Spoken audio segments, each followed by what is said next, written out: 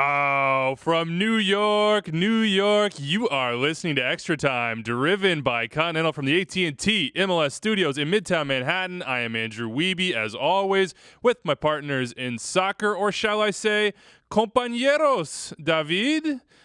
Bien. Yeah, bienvenido. Gracias. A mi studio, a mi podcast. Yeah, I'm fluent in Spanish now, Yeah, guys. no, you aren't. I mainly only know foods. Sí se puede. Yeah, exactly. No, I know foods and I know guapo. Got you. That's kind of How'd it. you learn guapo?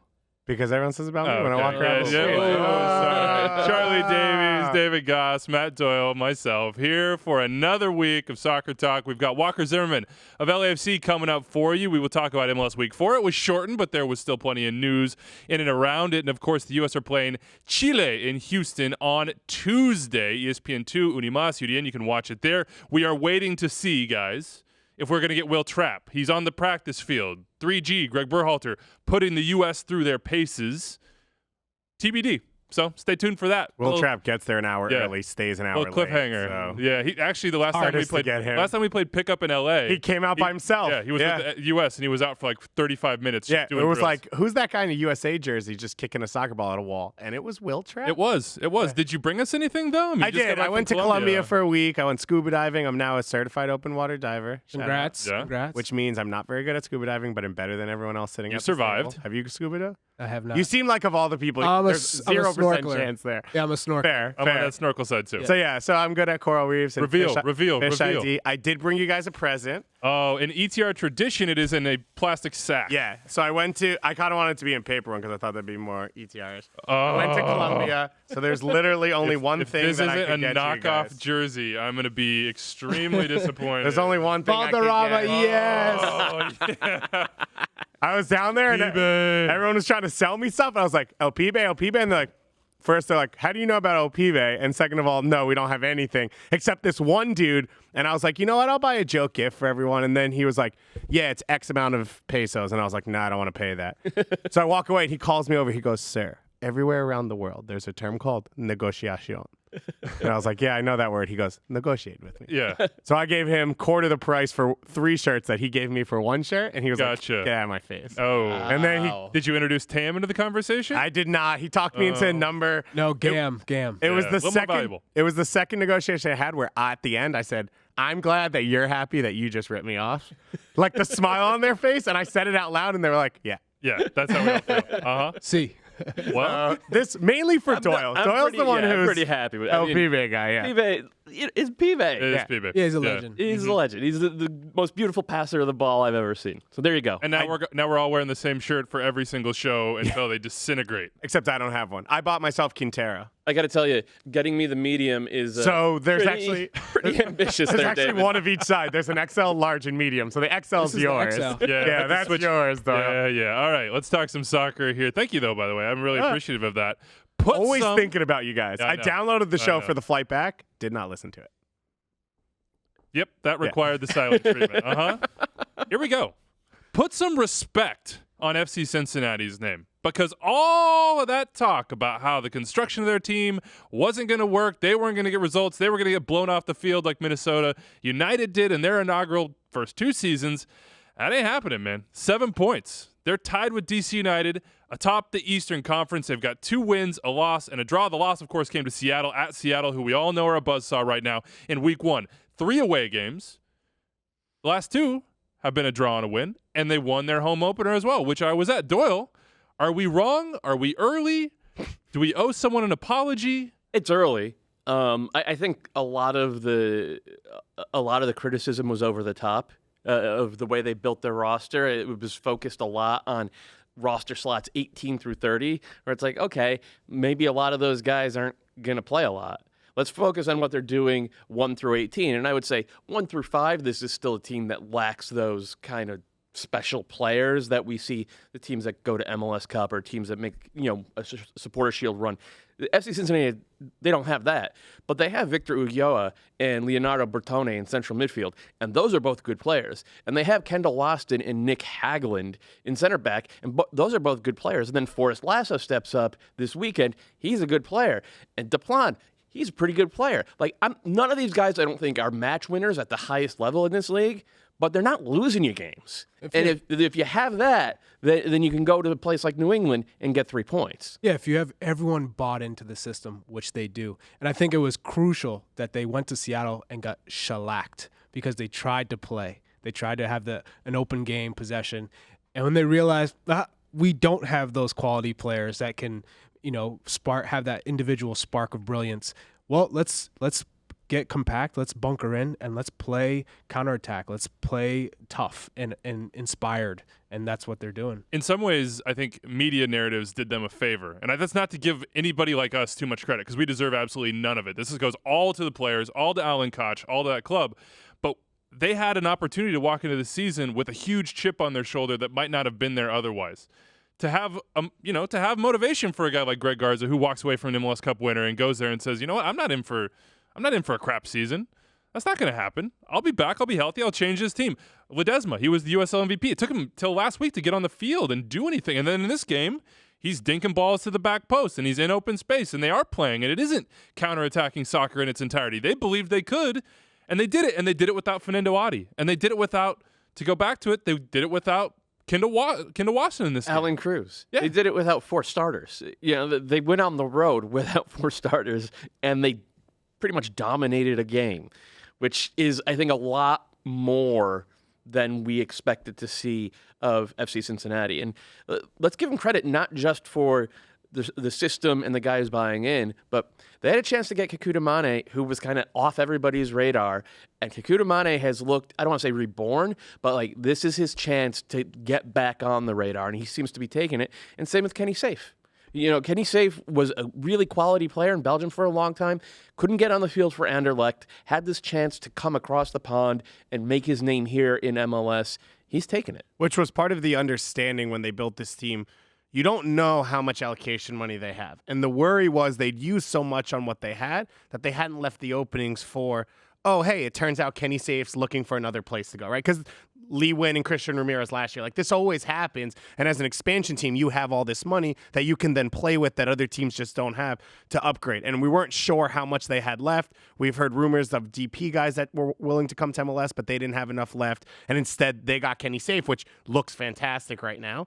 So that was the worry coming into the season. Wasn't just the players that they had. It was how have they allocated what is the number one advantage for an expansion team, which is you have gobloads of allocation money and no one knows how much you have, and you can start to use it how you need to. And it seems like with Mane and Safe, they did a good job of keeping at least some in reserves to continue to upgrade the team after they had what they thought was their 11. Game of Thrones says winter is coming. Well, summer is coming in MLS as well. And you'd hope that they're prepared in the summer to do something big at that time too. Yeah, I mean, it's all a work in progress. They're still trying to figure out the league and the travel and the level of competition. But in talking to the coaching staff, they were in all different kinds of problems in preseason. They didn't understand of how they were going to progress. They were really worried, Of course, when you're getting spanked in preseason and guys have, these touches that are horrific, you're thinking, man, we're in trouble. And that first game, a team can go into a shell right off the bat. They didn't do that. And now they understand, okay, we just have to play a different style of soccer if we want to get results in this league. Talking to Mane Kekuta yesterday, he was like, I was in a tough place. When I went to Columbus, the end of Vancouver, into Columbus, over to Europe, I wasn't confident. And when he's not confident, it looks like the guy's never played before. Yeah. Looks like he's, a college bench player. And I told him, when you were confident and when you were running at defenders, you were very tough to deal with. Not a lot of players in this league can deal with you. And he's like, yeah, now I feel like I'm in a system. I'm comfortable. I have Pa Muruka, who's Gambian, who I can have that relationship with and that food. So it's been a revelation for him to be there. He feels comfortable, and now we're seeing what a confident Mane can do. Yeah, look, this team right now is, I'm not going to say take off, because I don't think that that's the sort of expectations we should swing to on this side. But be competent. And that's plenty to be proud of in year one. Now, we have to talk about the flip side of this game, and that is the New England Revolution. Charlie, I'm sorry, man. It's 3-12-5 in their last 20 MLS games. It's Brad Friedel throwing the team under the bus basically in a halftime interview. It's a team that doesn't really look like they want to be there. It's a team that is just kind of, I have to imagine for fans, it's depressing right now. And there was not a massive group of them there to watch this loss at home last night. Doyle, I watched the show that you guys did, MLS Matchday Central. If you're not watching it on Sundays, you should absolutely do it. And we'll get your take in just a second. But Charlie, you were there. You feel the temperature of the fans. You're such a big part of this club. You know, you work for them, not on the sporting side, but you're a part of it. How does it feel right now? How did it feel in the stadium? It's not a good vibe. Let's put it that way. The fans are disappointed. At the very least, if you don't have a team who can compete for an MLS Cup, you have a team that's going to work hard and give it their all. Blood, sweat, and tears. They're going to leave it all on the field, and you can respect that. When they walk off the field, you say, you know what? It wasn't there. Maybe you don't have the players, or it's not going your way, but you are giving it everything, and we can respect that. We can come and sit in our seats and say, these guys are proud to be playing, and they're representing our club, our area well because of the effort. When you watched the game yesterday, the effort to track back, the effort to defend was not there. There's no urgency. And then 80th minute, the ball goes out of bounds. Brad Friedel's running around trying to get the ball to get it back in play. It comes back out a minute after towards the bench. Not one player gets off the bench to get the ball. And that summed it up for me, that this team needs to be woken up. Something needs to happen. And I feel bad for coaches who have to deal with teams in this type of situation when a squad is so down and energyless and they don't have any type of hope to play. I don't know how you adjust that. What'd you see, Doyle? On the field, what'd you see? I mean, a lot of it comes from what Charlie said. This is a team that doesn't look bought in. And the Mane goal, the first goal of the game, is a good example of that. Like, first of all, Brad Knighton is on the ball trying to play out of the back, and Delamea's on one side, and the other defender's on the other side. And after a couple minutes of looking at it, and FC Cincinnati's not a pressing team, but Knighton decides, oh, whatever, I'm going to boot it. And he boots it long up the middle, where FC Cincinnati have two 6'3" center backs. Literally, those guys are built to and win headers. He didn't even give his defense time to press up and compress midfield to win the second ball that is coming if you boot it like that. And this is Brad Knighton's been around a decade. This is a veteran keeper making making significant mistakes like that. And to be fair, it happens. It's literally how Costa Rica scored their first goal against the U.S. in the World Cup qualifier at Red Bull Arena 2 years ago. Tim Howard did the same thing. So it does happen. But then nobody else on the Revs is alert to what's happening. Nobody else on the Revs is saying, oh, man, he put us in a bad position, emergency defense. We got a 50-50, we got to win. Wilfred Zahibo just lets Kekuta Mane get inside of him, win the ball, and then turn and go. And then Zahibo stops tracking him. And Mane plays a 1-2 with Kenny Safe, and it's 1-0, and the game was over. The game was over at that point. The Revs had nothing. They had nothing going forward. They had no plan. It was brutal to watch.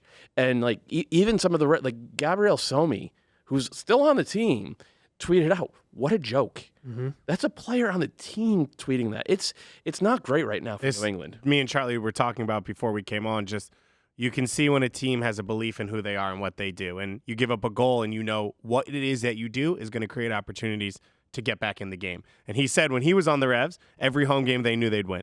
And when they went down 1-0, you knew what it was that you did could get you back in the game, whoever it was. And you can see with this team, they don't have that. So they give up that first goal, and we don't have a way to get back into this game, and everyone kind of starts to meander around. And so on the FC Cincinnati side, we talk about talent and where they stand in the league and blah, blah, blah. But it's buy-in.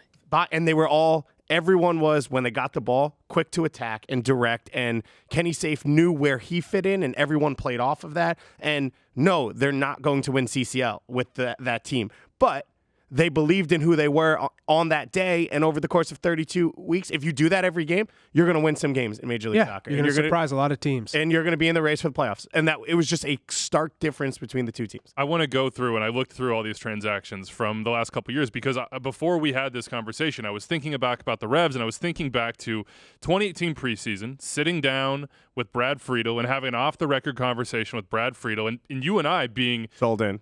Jacked. Bought in, yeah. Just absolutely like, yo, the Revs are going to come back. This is going to be beautiful. It's going to be amazing.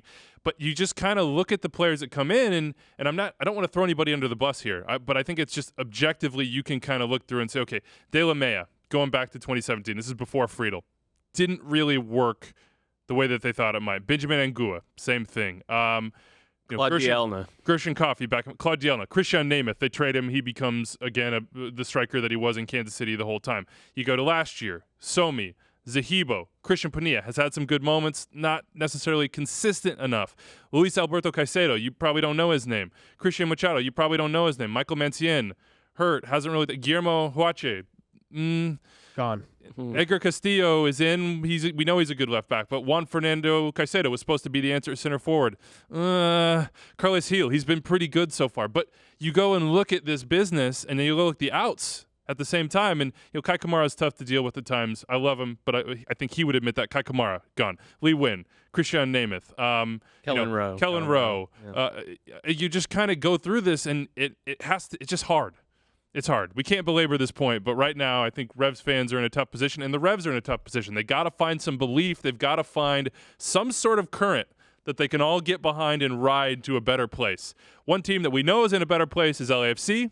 Got another win. Walker Zimmerman out here doing his thing, banging it in stoppage time. The whole place goes crazy, and he is on the line right now. Walker, what's up, man? How you doing? What's going on, guys? Thanks for having me on. No doubt about it, and I'm going to start you here because I have to. I've watched that replay, I don't know, 10, 15 times. I've consulted with a noted goal scorer in Charlie Davies here. He says probably deflection. I don't know. I don't see evidence there. Cristiano Ronaldo or a little bit of a touch, Walker? I think it had a slight deflection. Yes. Honesty. Yeah. I love it. It's because he's a defender. But what was funny is, like, when I hit it in the game is I thought I saw it, like, deflect a little bit. But then you're right. In the replay, it's so hard to tell if it even touches the guy.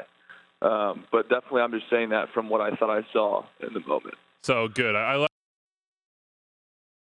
like that a little bit. You could have had plausible deniability. You passed on that. Ethically, you're good to go here. I saw the celebration. That was epic. Dave and I were actually at the first game of Bank of California when Laurent Simon scored that free kick that squibbled in, but the place went crazy. Every time I watch games in this building now, I feel like it's leveling up. What's it like as a player in there to experience it? It feels the same way for us, too. I mean, I don't know if it's just the fact that we've had so many ridiculous games, late winners. I mean, I feel like the stadium is so young, but in terms of just how the games have ended, they've really seen everything. And we've had a lot of exciting moments already in such a short history. What's your favorite tradition? Fan chant, part of the stadium? You've been in it for a year. Like, when Eddie Segura comes in and he's like, what am I in for this season? What's the one thing where you're like, you got to watch out for this? I would say probably the jump for LA Football Club. I mean, when you see the 3252 getting involved and they're all jumping around like a bunch of hooligans that they are, it's incredible to see. Will Ferrell's doing jump for LAFC Football Club. I mean, this is becoming like the celebrity sporting event in LA. How does that feel? That's different. I mean, we've been with this league for a long time. That's different. Yeah. I think we all hoped it would become that way, and we knew that if we can just get people into our building once, that they'll want to come back. And so I think, we're starting to see more and more people come out, and the reviews, they're always like, man, I can't believe I haven't even been. It's been here for a year, and I haven't been. What have I been doing? And so it's good to see that everyone who comes here is having a good time, and they want to come back.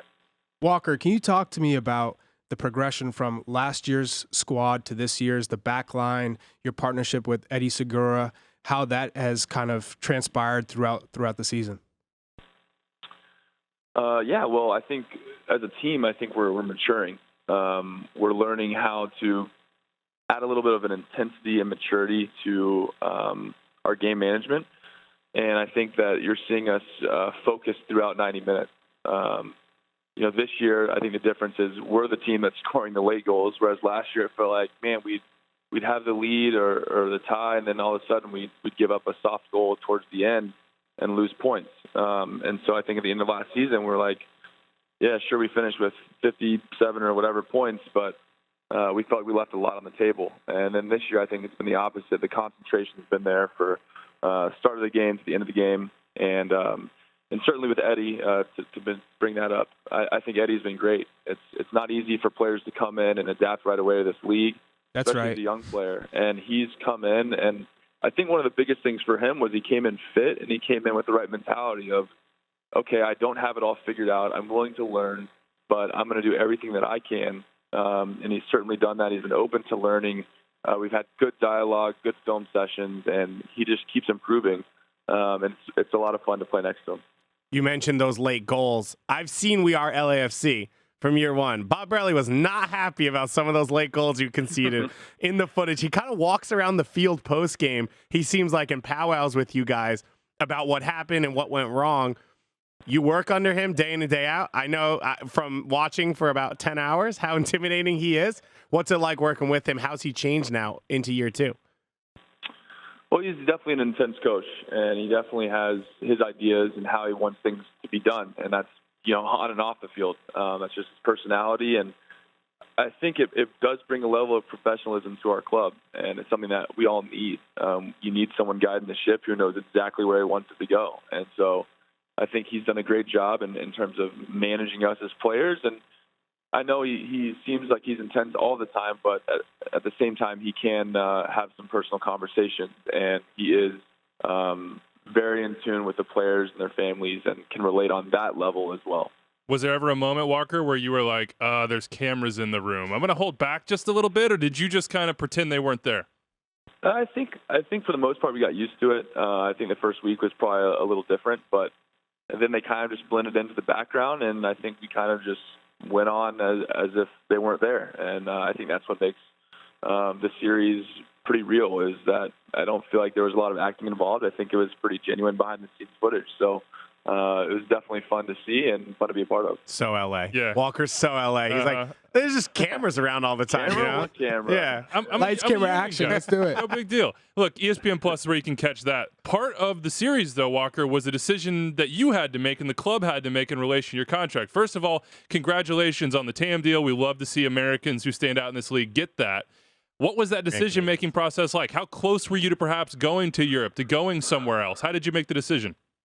Yeah, I think there's obviously so many factors that go into every contract negotiation. And for me, I was open. I wanted the whole process to be, really evaluate every option that I had. And so I didn't want to commit too early to, one thing or another. And was open with LAFC as well. And we just kind of kept working through everything. And they kept coming back saying how much they wanted me to be a part of this club, and I knew deep down that I'd had such a great experience in year one that I really would love to come back here on a longer-term deal. And so ultimately we got things sorted out and happy to be back, and it's certainly going well for both parties so far. And Walker, we've seen your progression. You've continued to improve, and now you're involved with the U.S. national team. But you're not called up for this camp, and you've been playing extremely well. Has there been dialogue between you and Gregg Berhalter as far as why he left you out this time? Yeah, Gregg reached out to me before the roster came out and informed me that I had done really well in January, and they liked kind of the form that I was in, that they were going to use this camp and the international window to look at all the player pool. And so I certainly understand that and respect that. But yeah, I think it is always a little disappointing because at this point in my career, I'm not just satisfied with getting, a call into the national team. I want to be playing. I want to be performing well, and that's what we're all motivated by. Is we want to be the ones on the field. We don't want to just be on the roster or be in the pool. And so, I think having that motivation, there's always you can take it in one of two ways. You can take it as an extreme negative and get down and depressed, or you can use it as motivation to say, all right, well, I'm going to keep getting better, keep improving, and make it a choice where you don't even have a choice to not invite me to camp. And so it was a great dialogue with Gregg. He's certainly done well with the program so far, and even just reaching out to contact players who might have been borderline call-ups for this camp. I mean, I think I'm really happy with how the team chemistry has been created and how he's kind of handled that job. Bob Bradley's arguably the greatest coach in U.S. history, national team, success club. Gregg Berhalter's trying to get there. We're all hoping he will. How do you compare those two guys from working with both of them? You're in that rare scenario where you've been with Bob and then you go over and you work with Gregg for over a month for January camp. Right. Well, I think, for both of them, one of their main strengths is that I mentioned earlier that Bob has his specific set of rules or ways that he likes to see the game, that he likes his teams to play. Gregg's the same way. So they're both very organized. They're very understanding of how they want their teams to perform, and they're both able to communicate with the players how they want it to be carried out. And so I think from Gregg's standpoint, the tactical adjustments and even coaching and teaching for us players has been really, really positive. To see how he has a system in mind, is implementing that system. It's been very good for everyone in terms of almost like a classroom setting sometimes, and we don't get that as much at this level. So I think that's been a great positive for the team, just to have a solid structure and a committed way of playing to where everyone knows when they step on the field what is their role. And so I think between Bob and Gregg, they both have that. That's their characteristic that they carry, is they know how they want their teams to play, and they get the job done. All right, man, you're headed out to training, and you've got one thing to explain to me before you go. How do you stop Carlos Vela's left foot? You know he's going there. Everybody knows he's going there, and I assume in training he's doing the same thing as in games, which is scoring bangers. Yeah, he definitely is.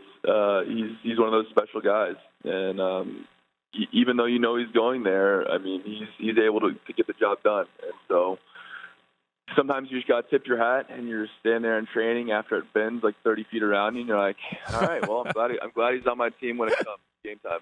All right, Walker Zimmerman scored the game winner against RSL. A little bit of Cristiano, a little bit of deflection. Thank you for being honest. Walker, we'll let you get to training, man. Thanks for joining us. All right, thanks, guys. All right, that's Walker Zimmerman. We thank him for, of course, being ethically sound in that very important moment. A 2-0 win. You can tell he's a defender. 2-1 win. No striker would have said it. No. Yeah. No, Charlie would have been like clean as a whistle, man.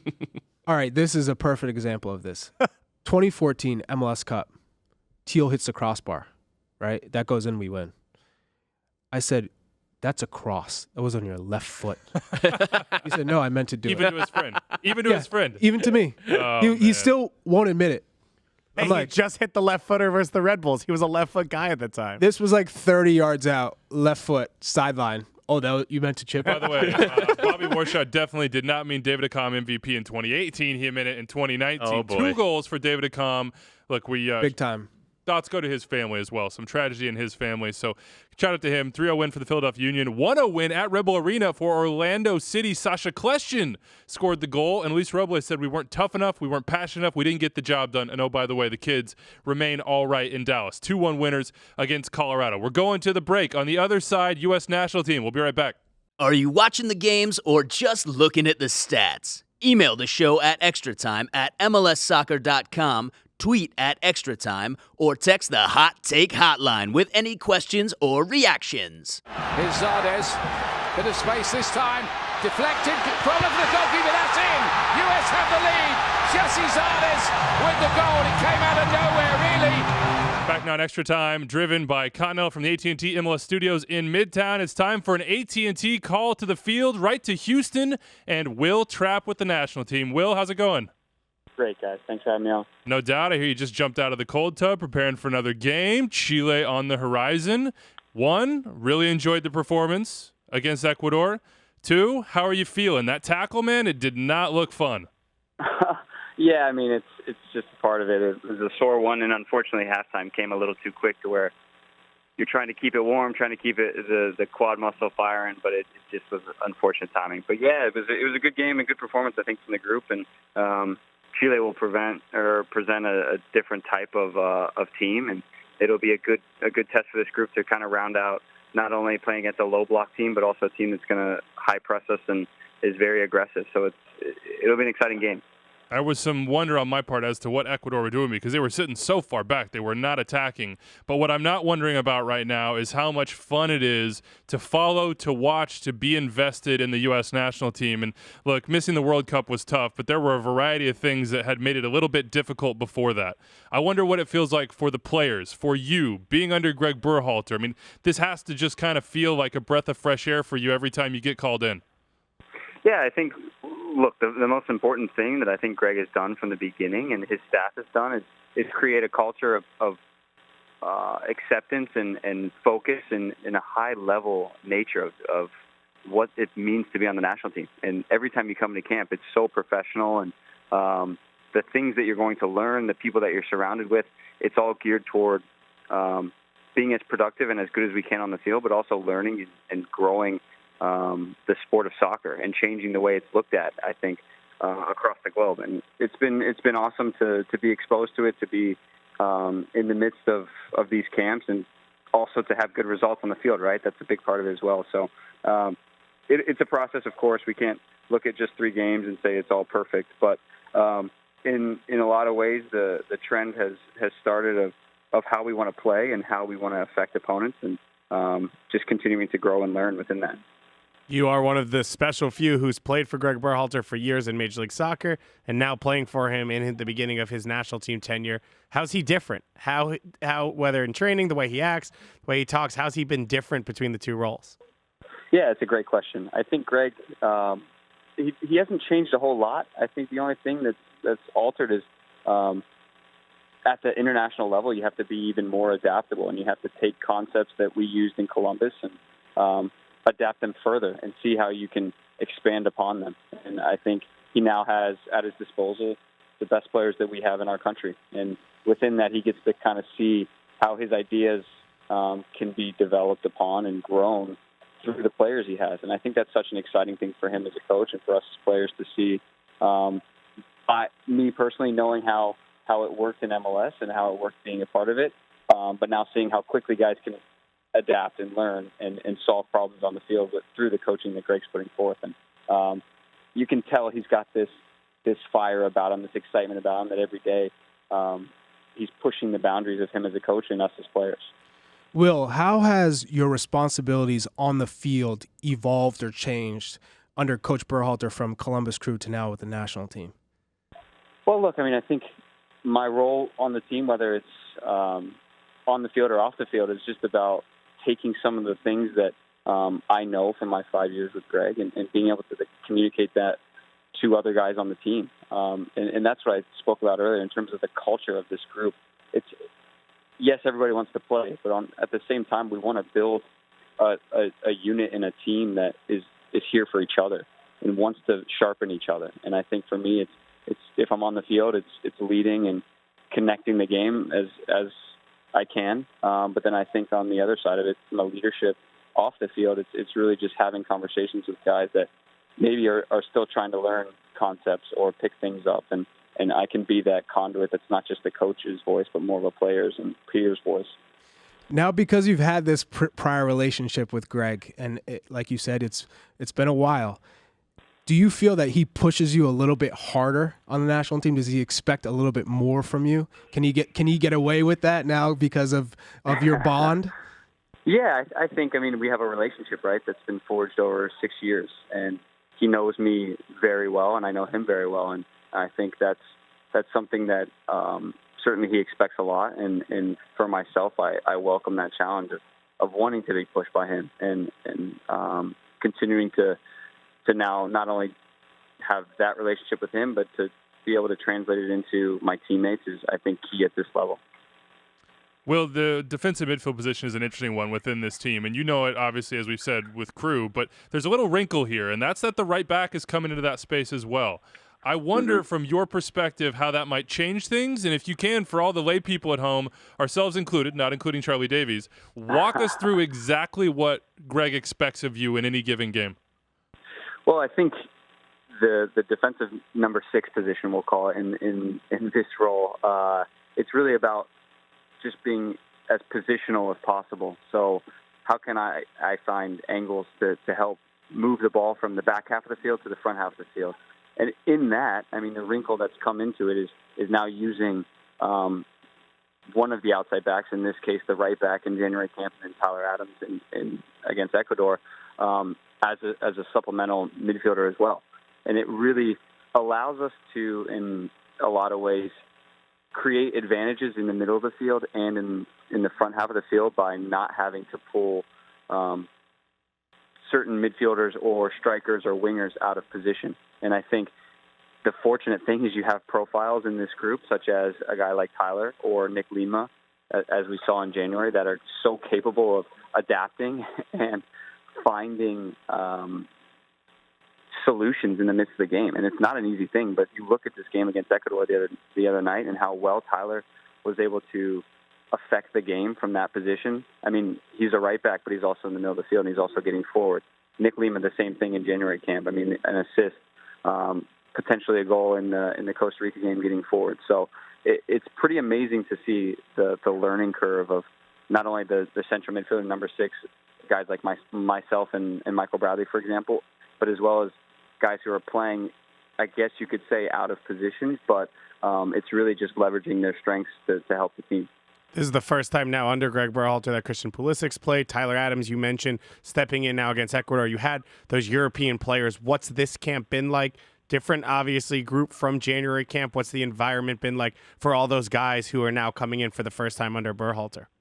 Yeah, I think, of course, you don't have the same amount of time that the January camp affords, but I think it's been excellent. I mean, you look at the performance against Ecuador with several new players that had never stepped on the field in this new system, and they had 3 or 4 days to prepare. I mean, it's pretty amazing to think about the adaptation in that amount of time.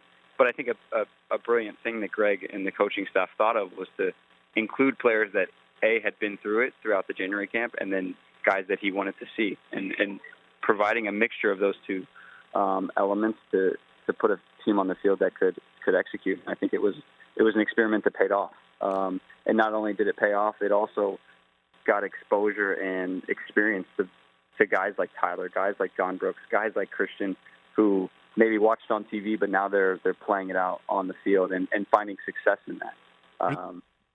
It's encouraging to see, I think, from us as players to how quickly we can adapt. It's encouraging here, too. We enjoy watching right now, Will. Good luck, man. Feel better from that challenge. Chile, 7:55 p.m. Eastern. Thanks for joining us, Will. Thanks, guys. Take care. All right, let's continue the conversation because Chile's coming up, but we never got the opportunity to talk about the 1-0 win against Ecuador. Gyasi Zardes with the goal in this one. No deflection, right? Oh, Gyasi, yeah. no deflection. Not at all. Not at all. Direct. When he hit it, he's like, it's a special spin that you can put on I meant to chip the keeper. Yeah. Jump up real high and dive down at the last minute. I knew he would just swing at it and miss. Yes, exactly. Hey, you know what? As I wrote afterwards, winning is always better than the alternative. Yes. But right now it's about the process. It's not really about anything else. Before we really dig in, Charlie, maybe you can help us understand some of the process when you get a new coach at this level. And Will said it. Mm-hmm. Some of these guys come in 48 hours, and they got to figure it out quick. There's no time to go through like 6-8 weeks of preseason. Yeah, but most of these guys have spoken to Gregg on the phone and had an idea of what he wanted. Maybe they were shown videos. I believe he sent out videos of Tyler Adams was talking about how they played and who they're playing and how they play and how to basically learn your position. But it's one thing to see it, but it's another to do it, to be on the practice field and actually get a sense of guys' tendencies and where to be. That's what you need, and that's what you don't really get the opportunity to have as a national team guy, because you get 1 week, you get 2 weeks, maybe that's it. Gold Cup, you get a longer period of time, but those are important games. Those are games that you need to win. You know, those are games that you need those results in. So for a guy coming in, it's let me just try and get on the field and try and figure out what the coach wants from me. You could see in the game, guys were thinking a lot of where I should be. Am I in the right spot? Should I go? Should I push up? Should I sit back? So you can see that confusion a little bit, or guys thinking, and it's just going to take time, but they all have an understanding of the plan moving forward, and that is what's important. You could see him thinking because they had a lot of time to think, by the way. Ecuador was back here like, I get that. I think that was actually oversold, and I was actually texting our good friend Really? Taylor Twellman about that. Yeah, like Ecuador didn't want to get embarrassed, and nobody's going to mistake them for 1970s Brazil in terms of trying to get on the ball. But when they were on the ball, they had nowhere to go because defensively, I thought the U.S. shape was 100% rock solid, consistent. They all knew that, like, as much as they were thinking when they had the ball, it didn't look like they were thinking without the ball. They were reacting. They were snapping into place really quick, and I was really encouraged by that. Ecuador's a decent team, and the U.S. held them to one shot on the night. Like that, yeah. Again, Ecuador were not trying to be 1970s Brazil out there, but, like, that didn't happen by accident. And also, by the way, when it did happen, and you knew they wanted to be on the break, Aaron Long was just like the eraser in that sense. So that's the part that I'm excited to watch because Chile is going to come at you a lot more direct. Yeah. And so there was a few moments where Aaron Long came over and covered the ground that Tyler Adams had left really well. But the way Chile will exploit that space and the way Ecuador will is completely different. This is Chile's identity. It's been it for 10 years. And you've got guys like Arturo Vidal who can fill in space before you can react, with his body or find it with the pass. So that's why, and Wil Trapp said it, right? We're played a team that's going to defend us in a low block, and now we're playing a team that's going to high press us and take advantage of openings a lot quicker. So it's going to be fun to watch how it changes now, and as he said, how Gregg Berhalter adapts. And you don't have Tyler Adams in that spot. Weston McKennie has an ability to cover more ground probably than whoever else you're going to put in there, whether it's Leggett or Roldan. So you're missing those two pieces in how you're going to do it. But as this continues to go along, it's fun to watch Gregg Berhalter figure it out. And now they're going to get compared to the Mexican team, right? Yeah, because whatever the result is, they're going to Mexico handled Chile the other day. But the thing to remember with Berhalter's teams is always context. You just said it, as they go along, the next result, the next game.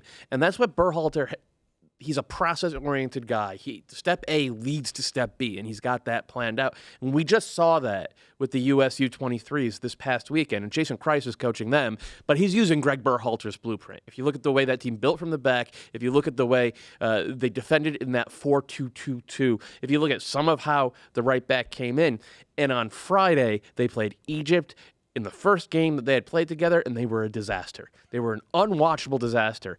And on Sunday, they came back and they played a much better Netherlands team, which had a smattering of full Dutch internationals out there. Kluivert's kid, that we moved $20 million to Roma, was matched up against 17-year-old, LA Galaxy right back, Julian Araujo.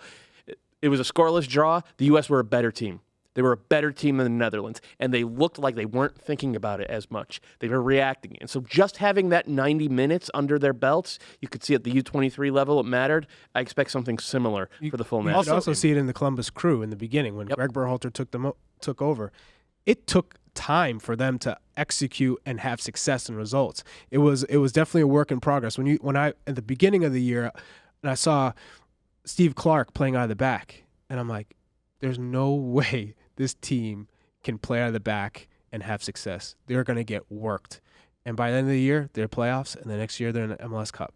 So there's also a method to the madness, and he's very detail-oriented. That's what you love about Gregg Berhalter. He makes everyone understand the roles and their positioning and how we're going to attack, how we're going to defend. And when we talked to Wil Trapp, it was like talking to a student. Yeah, it's awesome. He understands everything about his position and the right back's position. Yeah.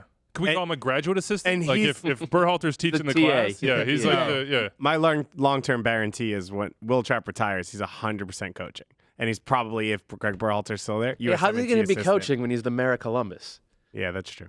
He could be the coach actually, and mayor. You might be able to do both. Yeah, You might be able double to do coach both. mayor. In the future, that might get you the mayor job just straight off the bat. We have a group text, Charlie. All of us and a bunch of other people. Thanks for and including me. Yeah. We'll get you in there. We'll Okay, get you in there. But Only if you wear the it's T-shirt. kind of like Okay. sometimes I No think of it as Boston like College allowed. taking the temperature of the U.S. national team at times, and it's like gut reactions, and it's also some of the student of the game stuff. And Doyle trolls people, obviously, do or not never troll. trolls people. Do you talk to other former U.S. national team players? How do you guys experience the last couple of years, and how are you or maybe the other people you talk to experiencing it now under Berhalter? Yeah, we have our group too. I want to be in that group chat. Yeah, it's good. Do you have an 08 Olympic team group chat? We it's basically the 08 guys. Oh my God, I want to be in that group chat so bad. Yeah, it's a good group. But Well, Michael Orozco got the red card, so he's not allowed in the chat. That was tough. Oh, please don't bring that up. Yeah, we always talk about where's this program headed. A lot of the frustration came down to when we didn't qualify, the reasons why. Everyone had their own reason, of course. But we wanted a coach. We all wanted a coach that we could believe in and get behind. And Gregg Berhalter's that guy. When you look at the candidates, who understands the league, who understands the American player, who has played on the national team, who's played in Europe, he checks every single box. And so as a former player, you're excited because not only do you have a coach who's capable of getting this team to where they need to be and competing on a level where we all expect them to be, but the talent that's coming up in this country. So it's like the next generation is full of guys who have seen now an MLS blossom. They've seen a national team have success in 2010, 2014 World Cups. This is a team that has endless potential for the 2026 World Cup. That's what I have my eye on, is this team eventually will get to a place where, wow, we can compete for a World Cup. Back to like the 2009, 2010, where we felt like we could beat anyone. I think in 2026 we'll think this team can beat anybody. Chile coming up on Tuesday. Club and Country on all the MLS channels, on YouTube, on Facebook, on Twitter, on MLSsoccer.com. Come hang out with us. It's going to be Charlie and I believe, Doyle, you're going to be there. I think. Yeah, I'll show up. Yeah, we'll invite you, I guess. Just check the group chat, the one that you're actually in. What do we want to see? What do you guys want to see in this game? Because there's going to be change. Greg has already said that. He said, look, Tyler's gone. Weston McKennie pour one out for his poor left ankle. In all seriousness, ankle injuries are traumatic and horrible, and we hope that he gets better as soon as possible. The word that Schalke used was rupture of the outside ligament in his ankle. I've also seen it described as a sprain. There's one report from U.S. Soccer that says it's a matter of weeks. Other reports and digging into it suggest it could be 3 to 6 months. So, yeah, pour one out for his ankle and just hope whenever he does return, it's a full-strength Weston McKennie. I'm bummed because I thought he was going to be excellent in that role. Wishing you the best of recoveries, Weston. What do you want to see? Everything that happened against Ecuador, 5% faster. And part of that's personnel. I think Pulisic, if you put him where Morris was, he's just going to annihilate that defender in space every single time. I love Leggett because he's so comfortable receiving the ball between the lines. And he's not a visionary passer, but he's a good passer. And I think that's fine in his system as structured as this one. I would like to see those two guys, one on the wing and one as the 10. But it does come down to just show me increased comfort level with the system. Show me how you can use that to break down these teams and start creating the types of tap-ins that Jossie thrived on and Kai and Ola thrived on in Columbus. For me, there's a lot I'd like to see.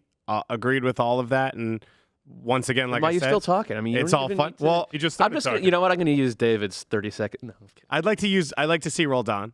I just think when you look at him, I think you could put him in at free safety in an NFL game and he'd figure it out over 45 minutes. He's just a gamer, and I think he has a clean touch. He covers a ton of ground. And when you listen to Wil Trapp talk and you talk to Christian Roldan, it's similar in terms of being obsessed with soccer, trying to figure out the game. I don't know if Roldan is good enough at anything to be a starter on this. Good enough on team. the turn is the big thing with Roldan. If he gets in there, and because we saw this a bunch in the January and February games, he would get the ball in those gaps and have the chance to turn and make a play, and he wasn't sharp enough to do it. He just cycles possession, yeah. Yeah, so maybe that was just preseason, off-season rust. Or maybe that's who he is right now. But if he works on that, then you're talking about someone who actually competes with Weston McKennie for that role. And I think a guy who can then fill in any of them, which is the ideal scenario is this is our best 3 or 4. Whenever someone's out, Roldan's the next guy up, and I'm not worried about that. Yeah, because you could probably play him in that right back role, too. Exactly. So that's a guy that I'd like to see now that you have Adams out and Weston out, who could maybe make a difference. That's part of the building process, right? It's not just about the Weston McKennies and Tyler Adams and Christian Pulisic and saying these guys have to play at their best, but you have all these other pieces. How do they fit into the puzzle? How can we try it out? How can we see where maybe when time comes, like you said, the Gold Cup where it really matters, we can rely on them. But come on, let's go back to Christian Pulisic. I want to see some flash from him. Just a flash. You didn't see it? I saw it once. Isolated on the touchline and a kind of a broken play. And I agree, it's not enough. But I didn't see him in the positions where we've got accustomed to seeing him successful with Dortmund. I thought in the second half, there was 2 or 3 times where he found space out left when Areola wasn't there that he wasn't even moving into in the first half, where you could see, okay, Gregg Berhalter says you're sitting inside and you're going to create and you get the ball at the top of the box a lot, and that's where you're working. But when you see the space open up, you have license to go out wide and then do maybe what you do best, which is maybe the problem. And we'll see if he can't be that guy for 90 minutes coming from inside. But when you see him get out wide and get a defender one-on-one, he wants to take them. He has the ability. He knows how to use both feet in a way to beat guys. And you can see the talent there, and you can see how Gregg Berhalter is trying to make him more influential overall, but still give him the space to be a winger at times. I don't want to see the flash for us. I don't want to see it for the team. I kind of just want to see it for Christian Pulisic. This has been a trying year for him. It just hasn't really worked out the way that everybody thought it might. You know, Jadon Sancho comes in and is a revelation. He was the revelation that Pulisic was before. He's got the big money Maybe transfer. even bigger. Yeah, but I just want to see him get a couple rewards, him get a couple little, okay, keep moving. It's going to be fine. You're going to Chelsea. You're still the big man for the U.S. You still will deliver in the big moments. That's important for us as a national team, and it's important for Christian Pulisic. Tuesday, 7:55, ESPN2, Unimas. The Gold Cup field is set. Excuse me. I Try again. Muffled that one. The Gold Copa Cup Oro. field is Copa set. Thank Oro. you. Yeah. Copa Oro. Yeah. Yeah. I can't do numbers. So I can't Yeah, say your rolling of the 2019. R's is a I little kept weak. thinking people were trying to charge me $100 when they were saying like 14. 16 teams in. You can go check check it out. I won't list every single team, but you've got the likes at the Canada. back end of, they're not at the back end because they qualified with 4 wins out of Nations League qualifying. French Guiana got 4-1 smackdown. Front line looked good. Canada, baby. Let's Don't talk. ever let's bring talk that Canada. in here, French Guiana. Hey, Canada has made considerable improvements. Yeah. When I think about playing against Canada under 20 national team, under 23s, I was like, these guys have nothing, and I would expect them to be U.S., Mexico, Canada. That's what I would envision. I love that you're still with the U.S. on top always. Oh. Siempre. Hey, Always.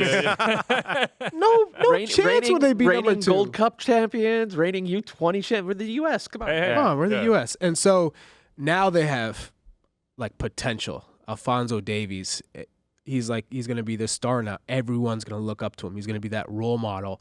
And all the young Canadian Johnny kids, David. It's They like, have here we Cavallini, go. who's scoring goals in Mexico and was excellent this week. Kyle Larin, doing the job at Besiktas. That midfield is good. Like, they didn't play Mark Anthony Kaye in central midfield, but the worry in Canada for the last 10 years is, how do we replace Atiba Hutchinson? Like, Mark Anthony Kaye's ready. You finally got him.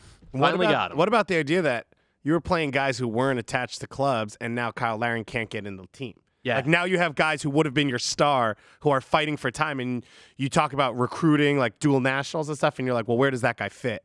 You have 5 wingers Right. on this team. This is a level of talent we have not seen for a while. It's still young and has to develop. But as you said, at that youth level, you're looking at teams that are legitimate. The issue is that stops in midfield. It's really good up front. It's really good in midfield. It stops there. Backline goalkeeper.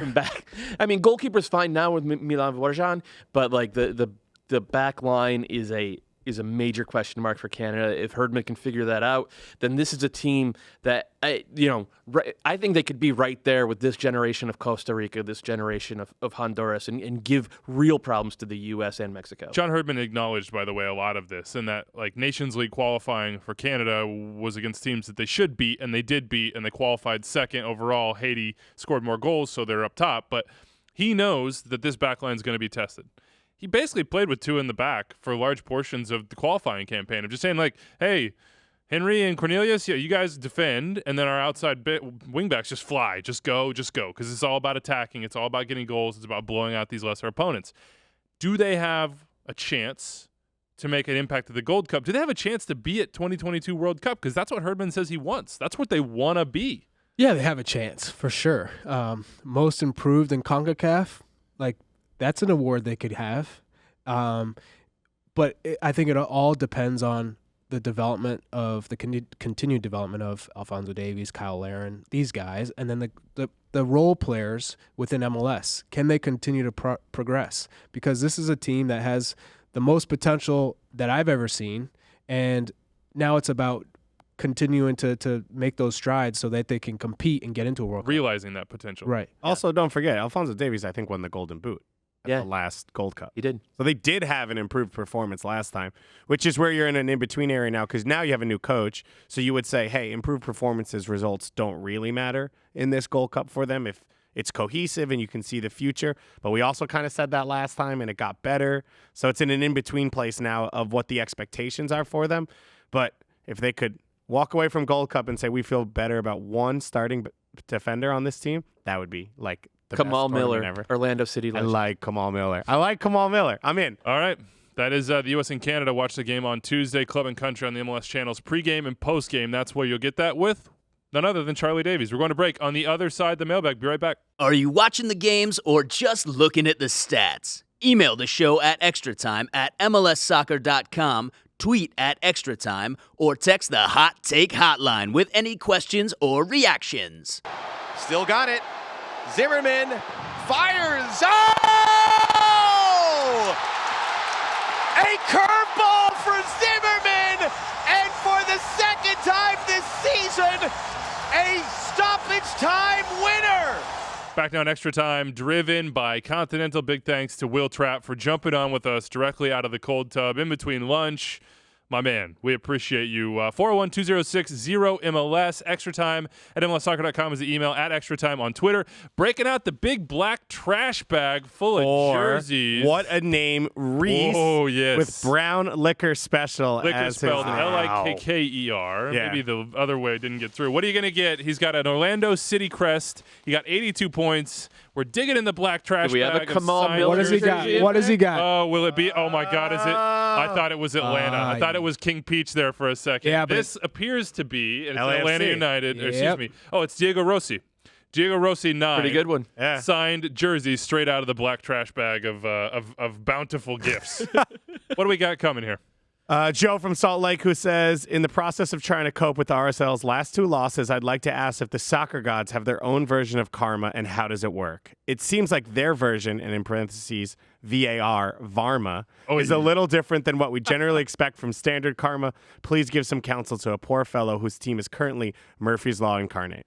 I'm a little bit confused right now about the offside rulings because I was under the impression that playing the ball had to mean intentionally playing the ball. Like I am trying to make a pass to somebody. Correct. I'm trying to do something with intent as opposed to A deflection. block or tackle. Those are not, by my understanding of the rules, and again, not a trained referee, but I play one on Mondays, of playing the ball. So look, it's bad luck for them. Latif Blessing saying 5-1 win, and Mike Pecky answering afterwards is good luck for us as content creators. But RSL, they got to I thought Pecky kind of dialed it back a little bit there, but Bobby explained this, I thought, pretty well on Match Day Central on Sunday night. And the difference between the two plays, as dictated, the interpretation is dictated by FIFA. So this isn't a pro decision. This isn't. FIFA or is it IFAB?